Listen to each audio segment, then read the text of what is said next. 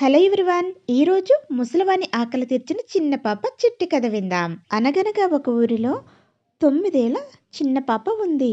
తను ఒకరోజు రోడ్డు మీద వెళుతుండగా పక్కన ఉన్న బల్ల మీద ఒక ముసలి తాతను చూసింది.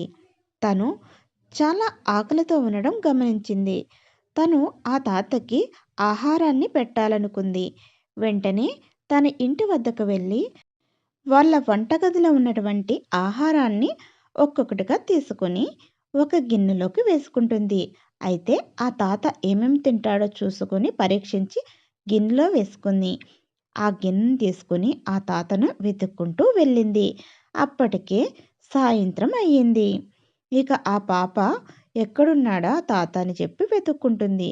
ఒకచోట బల్ల మీద కనిపించాడు. ఆ చిన్న పాప తను తీసుకువచ్చిన ఆహారం గిన్నెను ఆ తాతకు ఇచ్చింది.